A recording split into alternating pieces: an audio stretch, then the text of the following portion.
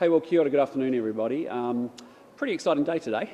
We're introducing to the Parliament the online safety bill, and it's something that I know a lot of parents and principals and kids themselves have been advocating for. I think you heard some very powerful testimonies as to why this is the right thing to be doing to protect our kids and to be standing alongside parents in what is a really tough challenge. And so, yeah, pretty exciting day. How are you going to pass this without Sorry? New Zealand First or eight parties? Sorry.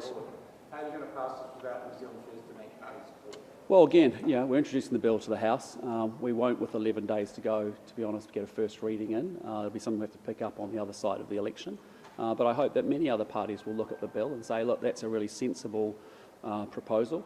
I can tell you we've spent a lot of time thinking through how other countries have approached it, thinking through making this the best possible approach we can, engaging with lots of people. Erica deserves tremendous credit for all of that. Brief Labour, have they given an indication of what they think the measures are? I'll let Erica talk to that because we have been in conversations with them. Yes. Yeah, thank you.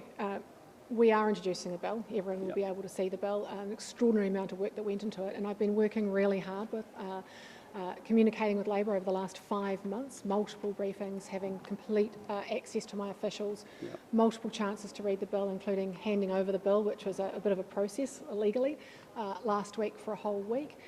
Look, we know that lots of parties in this Parliament care about our kids and protecting them, and we've given Labor every opportunity to be able to see the bill and discuss it with us. They've asked a range of questions, and we've been very forthcoming with the information that we've given them. Is it appropriate to be progressing a controversial piece of legislation as a government bill when two of your coalition partners don't agree with it? Oh, what's appropriate is to be standing up to protect our kids. That's what's appropriate. And I think, we see the evidence.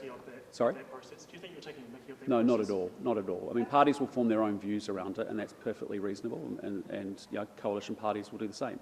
But the reality for us is that we have heard loud and clear in our conversations with parents up and down this country for some time that there is a need for us to make an intervention to do something.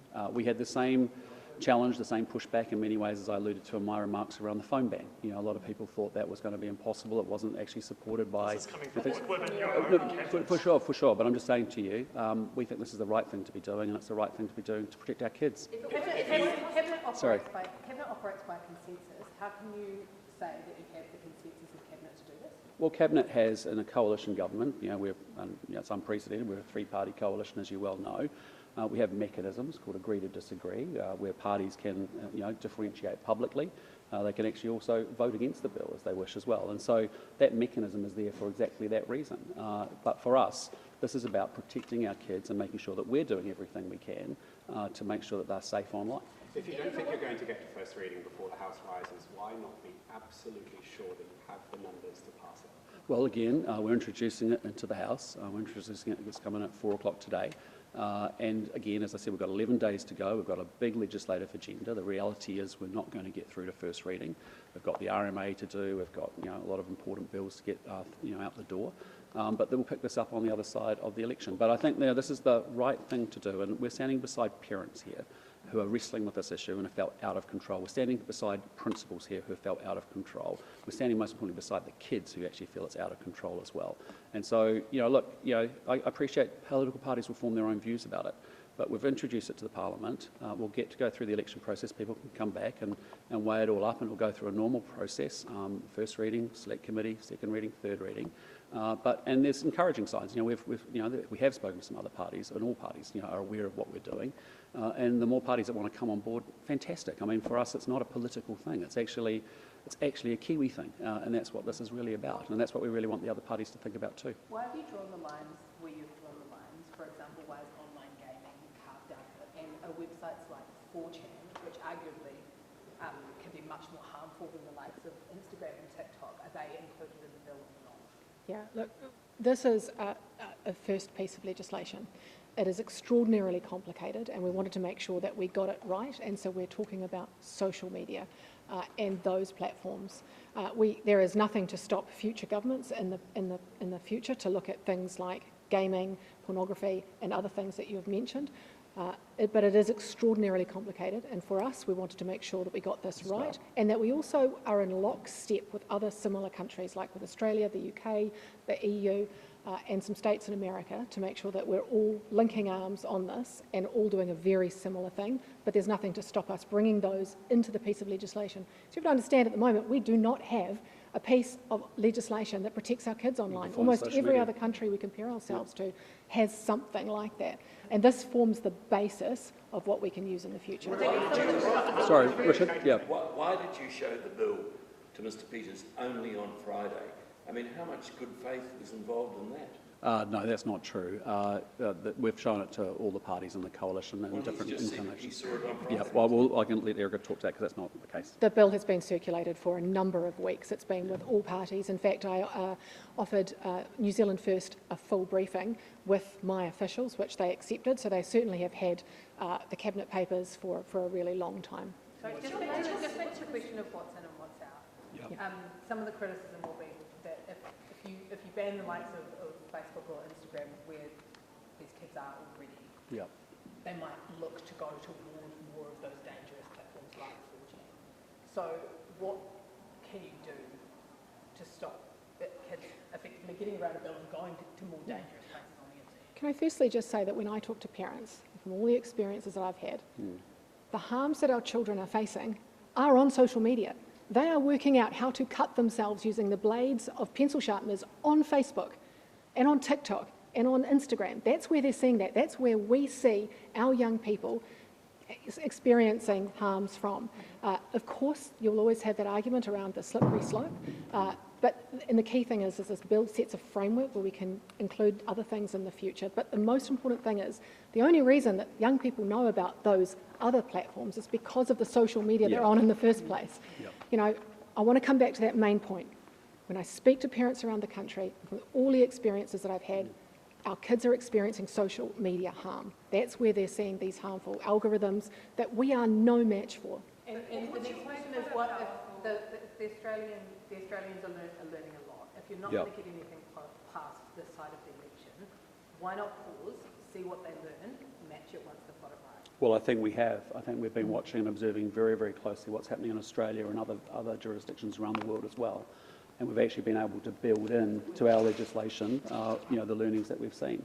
But, regardless, the fact that, I've heard some people say, well, only 35 to 40% of Australian kids have got out of their accounts in the last 12 months.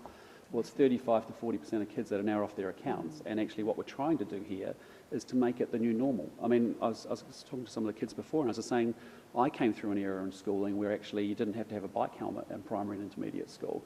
And then eventually at intermediate school it became a law or became normal that actually everyone wears their bike helmet, and then it became abnormal when you didn't have a bike helmet on.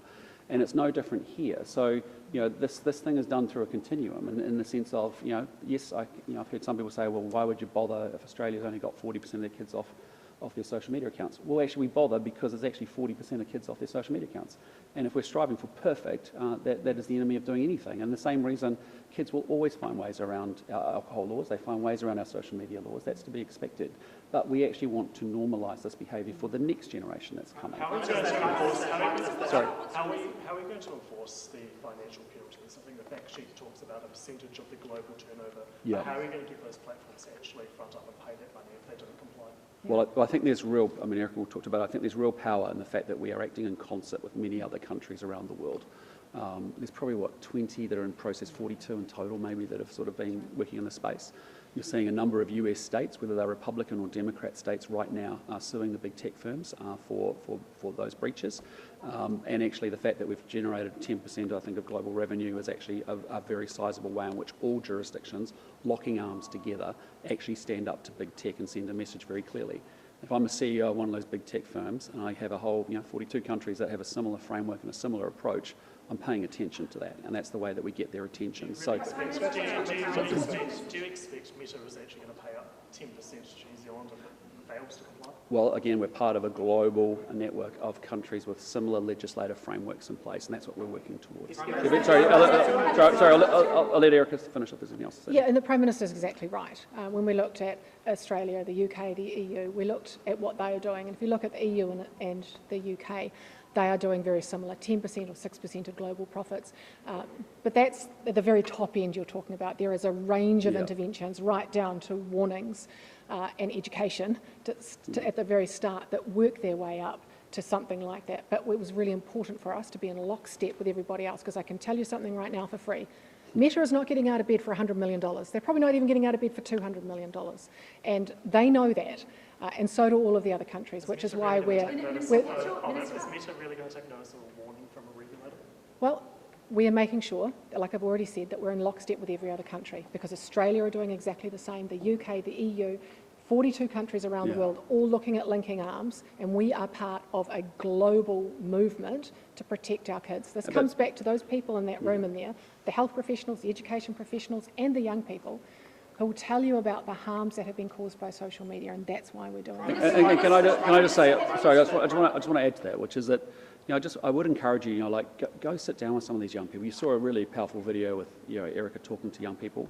I've done similarly, Amanda and I have done similarly in the past, and it's really quite interesting when they tell you their stories, right? Sit down and listen to the Jonathan Haids of the world and others, and actually hear what's happening around the world and the damage that's happening. So I think this attitude of, it's not going to be perfect. We're not admitting that it can be perfect, but actually we should try, shouldn't we? Shouldn't we try?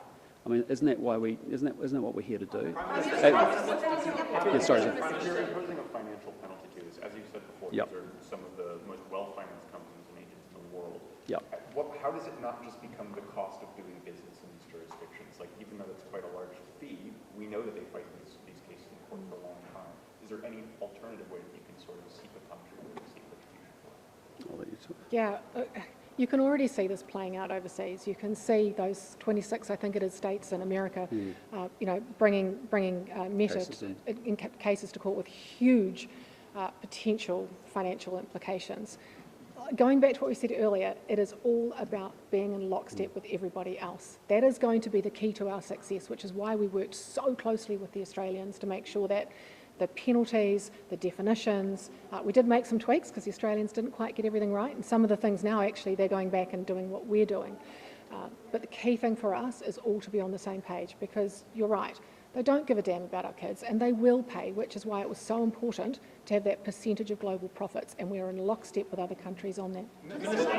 Sorry, mate, you go. Did you make that video with public funds? No. Who paid for it? I won't tell you right now, but it wasn't made with public funds. We paid for that ourselves. The National Party paid for it?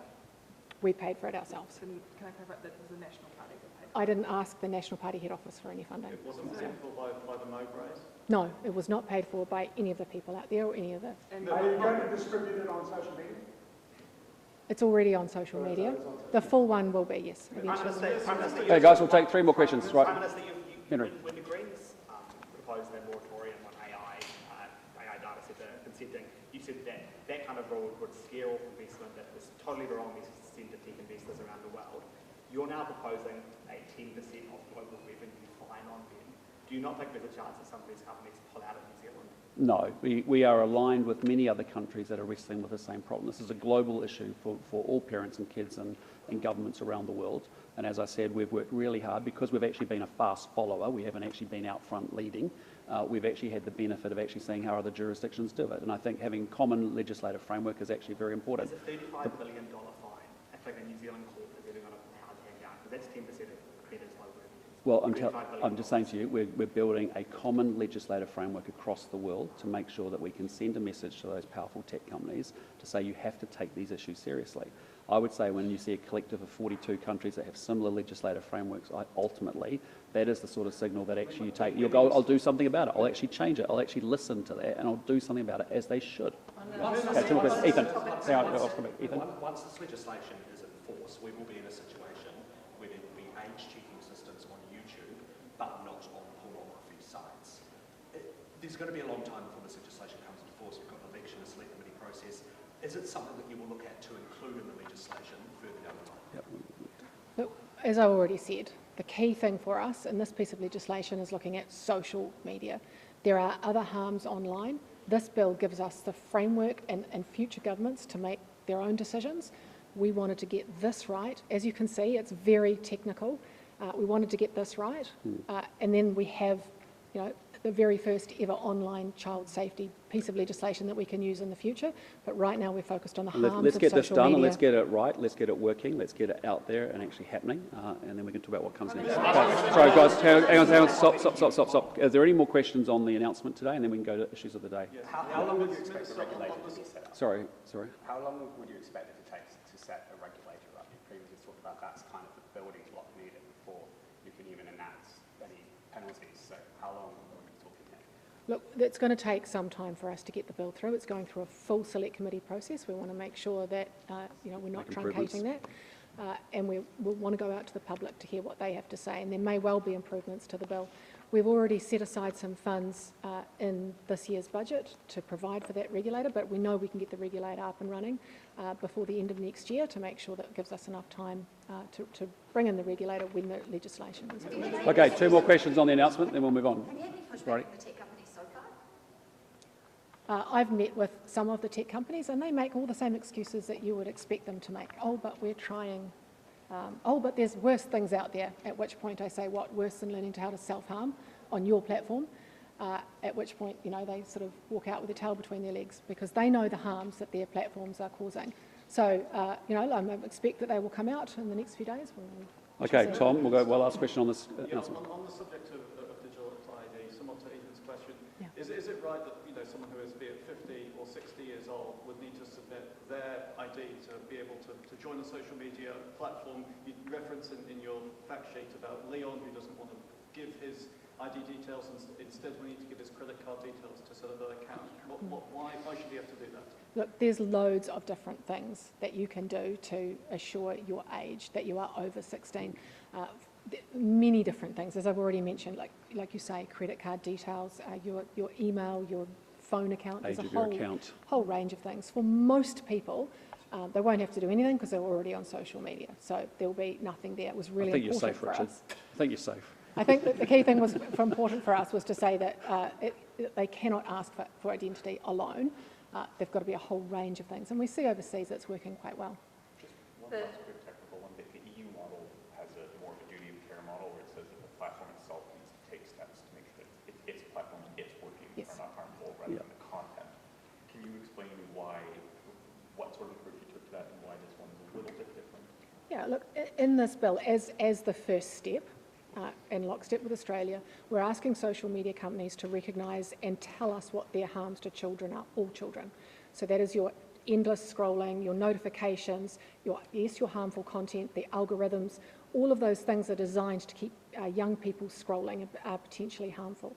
List those and then tell us what you're doing to mitigate them. What you're talking about is safety by design, which is a potential thing for us to do down the line now that we've got this piece of legislation. But my question there is you're saying during the speeches that you don't trust these companies to do this, that we need to take this into our own hands, but you're still also saying that we want to trust these companies to tell us what's harmful about their platforms. Like, I'm trying to figure out where that balance lies. Yeah, well, it's pretty obvious when you go onto those platforms what their harms are for a start. And as you've seen, there is a framework of penalties if they do not do that.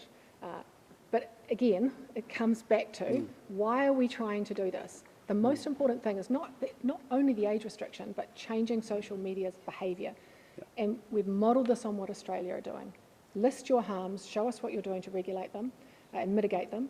And then in future, there is a possibility of strengthening that if future governments decide to, like the EU have, which is more of your safety by design, like you can't operate unless you have, settings that are set to private, or no infinite scrolling, or no harmful algorithms. But that's a next step. Okay. Further to that question, really quickly, sorry. What we saw with the Christchurch call was this big kind of flurry of activity, and everyone got on board with it. And now, none of those same safeguards are in place. So what do you do to make sure that this isn't just another fad of governments telling the social media companies that they need to clean up their act? They clean it up for a year and then they go back on. I think if you go watch all the Senate inquiries that have happened, say in the US over the last 4 years, actually you look at some of the actions that either Republican, as I said, Florida, Democrat states took in the US over the last 4 years or so. This is a really endemic issue that's across all countries are wrestling with it, and actually the realisation after several goes at it is actually to have a common set of legal frameworks that are actually all implemented, and we do that increasingly in lockstep and together, while coming from different starting points. And everyone's got a different sort of regulatory background or a different legislative background, but all ending up in a place where we can actually be joined up on it is really different. And I think when you've got specific legislation to deal with a specific challenge, as imperfect as it will be, but actually that it captures and does a big part of the job that we need to do, and that it's aligned with others, that you're acting with like-minded countries and parents and kids and friends, sending the message to the tech companies, say, hey, you have to listen to this. You can't do divide and conquer.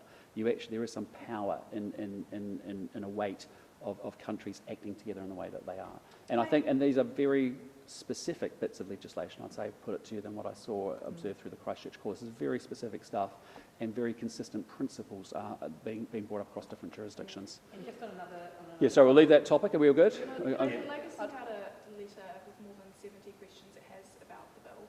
Do you plan to answer all of these? Yes, I can speak to that. I think it was 4 o'clock on Friday, or maybe 3 o'clock on Friday. They gave us a few additional questions, and we've preparing those over the weekend. So we should have those to them shortly. It was quite a long, detailed list. Nothing, particularly insurmountable. They're just actually intelligent questions, but nothing of serious concern. And as I said, we don't want, we're happy to engage with any political party on this, because it's about the kids, not about political parties per se. Right, can we move on? What specifically did you learn from Australia, and what did you change from the mistakes they made? Yeah, sure, I can tell you. I mean, for a start, one of the things that Australia did was allow a checkbox, are you old enough tick, which we have specifically said you cannot do. That was really important. They had a different definition, which they've now changed. I think they're looking to change to something similar to ours, which actually lists the criteria of harm. Their penalties also, they've had to increase their penalties, so which is why we've taken a different step in lockstep with Australia, the UK and Europe as well. So there's been a number of small things and a number of big things that we've done a little bit differently because we learnt from them. They've been extremely generous in their time and helping us along the way. Yeah. Okay. Sorry, I'll go to Jenna, mate, because she was first wanting to go off topic. So yeah. The Queenstown Mayor says you're panicking. The Auckland Mayor says his regional deal is not worth the paper he's written on. He's thinking of ripping it up. Why'd you roll out the tax? Well, better starts with no new taxes from National. That's what it's about. And so I just say to you, we're being very clear to the New Zealand public that this election is a pretty stark choice. You want no new taxes from National or 9 new taxes from their Labor mates. With respect to the accommodation levy, what we're saying very clearly is we fully identify with the problem. We're well aware of it, mixed-use infrastructure, costs of tourism, and we are committed to finding alternative mechanisms for dealing with that. But when we looked at it, there is no way that you're not going to be levying a tax on New Zealanders going away for a weekend to Queenstown or to Auckland. Will you increase the tourism levy? Again, there's a range of scenarios. We're not going to predetermine any outcomes. Suffice to say, the message to the mayors, to the councils, to the communities is we hear you, we understand this is a problem, we know it has to be solved, but we are not going to solve it by levying a tax on New Zealanders who just want to go away for a weekend. And that's why... Is your word any good to the public, though, given that you went to these mayors and signed one man agreement saying that you would investigate this? Henry, I'm sure you're all over it, but you remember 2020 when Chris Hipkins and Jacinda Ardern said that they wouldn't introduce anything more than the 39% tax rate. And what do we end up with? An extension of the Bright Line from 2 years to 10 years. The Auckland Regional Fuel Tax, actually. There's a number of things they introduced right in that period of time. So I just say to you, you can't trust Labor on tax. National is very clear. No new taxes under National. Simple as that. Over the last campaign, you campaiged really heavily on localism, on restoring power to councils and local communities. Here you've got an opportunity to do that, and you've rejected it. Why? No, we're just coming to it saying we're going to solve this problem in a different way.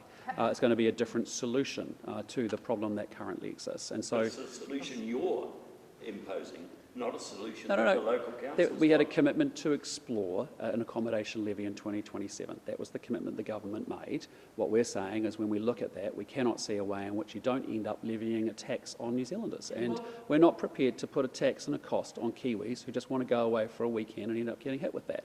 So we'll find another way. There's a number of vehicles and mechanisms we can use to do that. We understand the challenge really clearly, that we've got to deal with the costs of tourism. We have to deal with the mixed-use infrastructure challenges that exist there.